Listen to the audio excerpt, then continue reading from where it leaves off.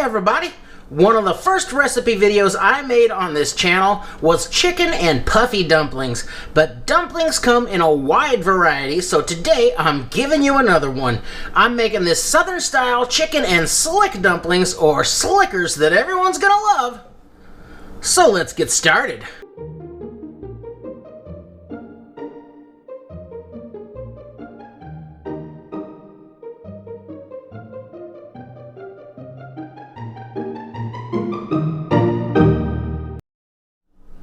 The base for this classic is going to be a really great chicken soup.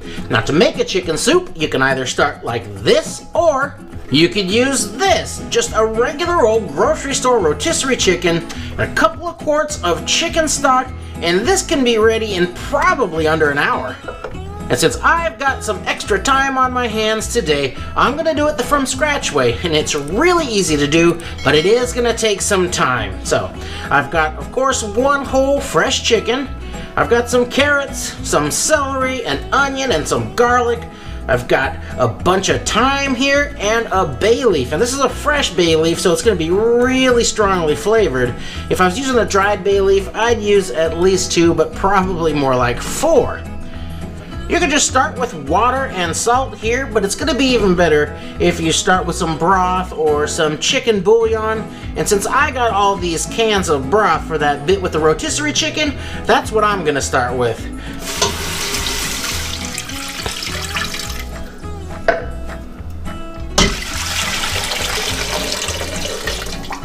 So that's 2 quarts of chicken broth or water.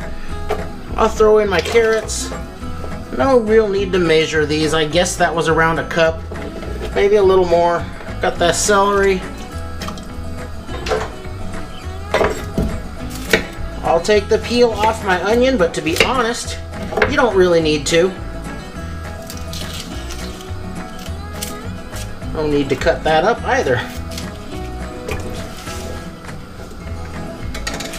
I've got, looks like 5 cloves of garlic here. And I'm just gonna crack those a little bit to help get the flavors out of there. I don't need to chop those up at all because that's gonna cook for a long time. The bay leaf. I do like to tie my thyme into a little bundle. This makes it a lot easier to pick out of there if I want to. My chicken. Put in any of the little giblets that you find in there. I take out the liver though if there's one in there because that can get a little bitter on you. If you like that, go ahead and put it in there. Then I'll just nestle my chicken in there. You don't have to completely submerge the chicken in the broth to cook it. There's plenty of broth in here that with the lid on, it's going to get nice and hot and steamy, and that'll cook that chicken through just fine. And when it's done, if I really want some more broth, I can always add in a little bit or a little bit of water. But I think that the 2 quarts is going to be just about right for me. Oh, this rotisserie chicken's got a lot of juice down at the bottom. I'm going to go ahead and pour that right in there too.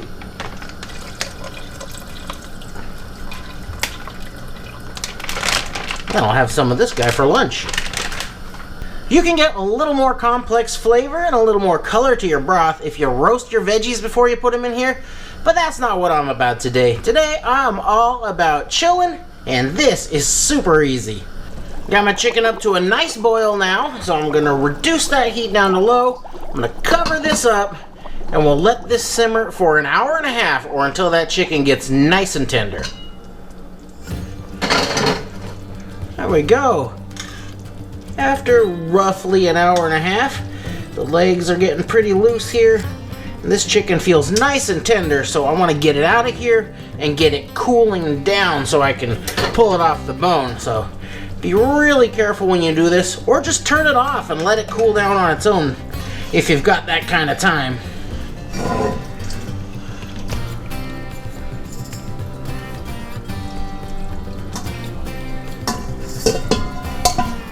Alright, now I'm going to carefully strain this chicken broth as well.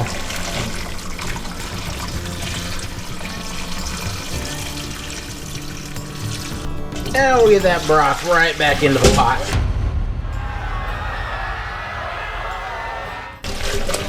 Very hot.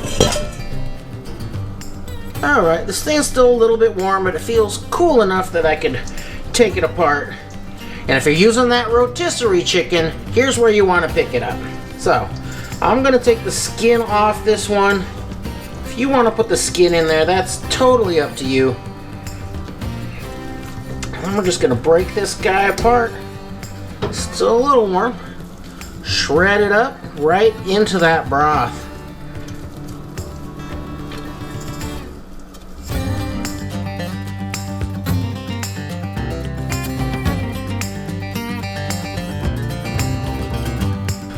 Now we'll bring this back up to a simmer.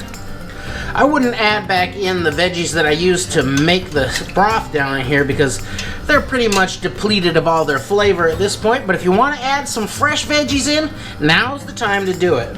I'm going to leave this one original recipe, so just the meat and the broth, and now we'll go over and put together the dumplings.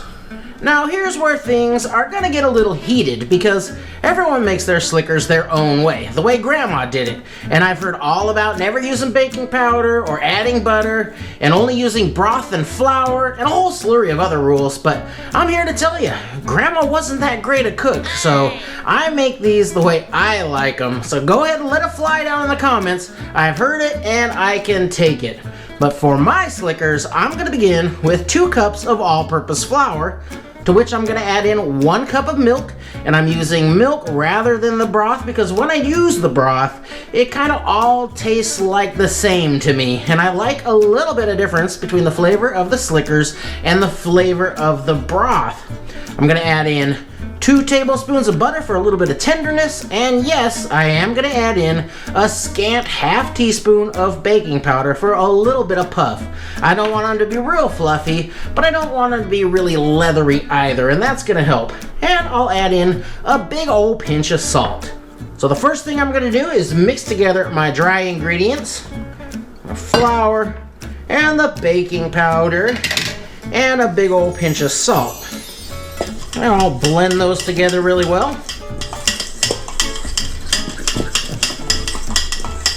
And now I'll throw in that butter. And I'm just gonna fork that up. Fork the heck out of it. Break it up really good. And get it all mixed in really well. I've got my butter all in there.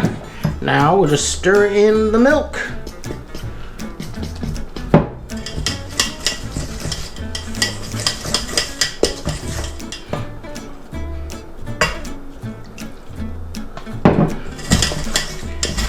And you can stir it in really well.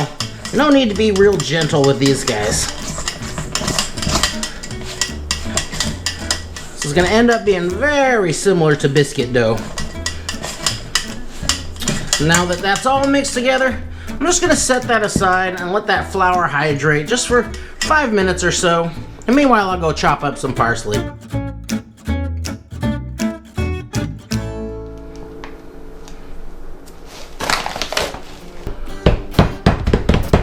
Alright, let's roll them out. No need to be shy with the flour. The leftover flour on here is what is going to thicken that soup up and make a real nice gravy.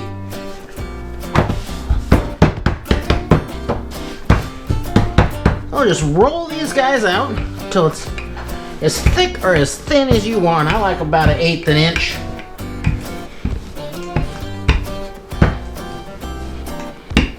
Run out of space here. That's pretty good. And now you can slice them into any size you like. And I find that the little pizza wheel does a really good job.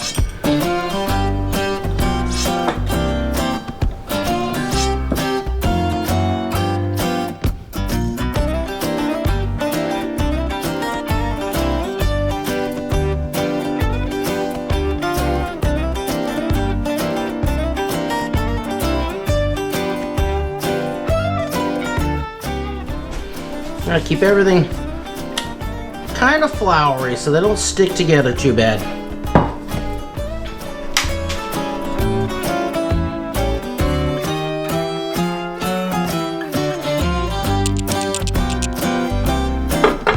All Alright, so here we go. Real easy now.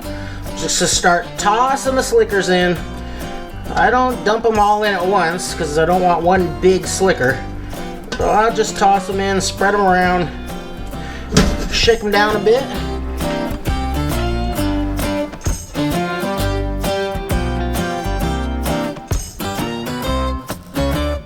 Now we get this up to a simmer. Let that simmer for 15 minutes. It's going to continue to get thicker and thicker. And then right towards the end, I'll throw in a handful of this parsley. This is completely optional, but it does add a nice little contrast of color and a bit of a freshness to it.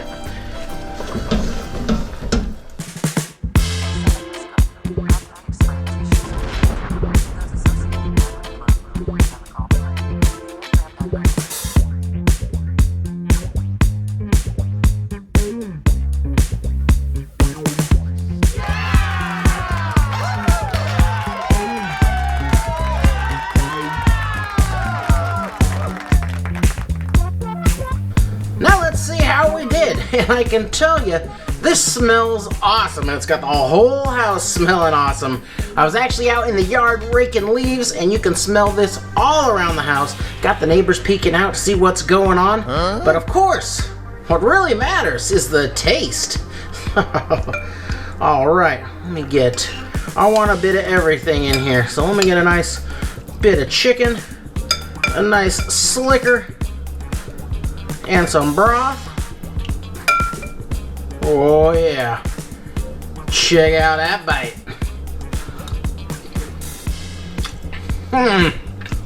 Oh man. Oh, they don't call them classics for nothing. That is just so good. It's really rich. The broth came out great. And the dumplings are really satisfying this way. They're not all light and puffy. They're dense, got almost a gumminess to them, a little bit of chewiness, like a real thick chunk of pasta. Really satisfying. And of course, they taste awesome. They got just a bit of that butteriness, but it's just like all coated in that delicious gravy. Oh yeah. That is just fantastic and a great Sunday dinner that'll feed a whole bunch of people. I think the origin of this kind of dish is that you could feed a whole group of people for very little money. And it's also delicious. So whether you like them puffy or whether you like them flat and slickery, I hope you try some chicken and dumplings, and I know you're gonna love it. Thanks for watching.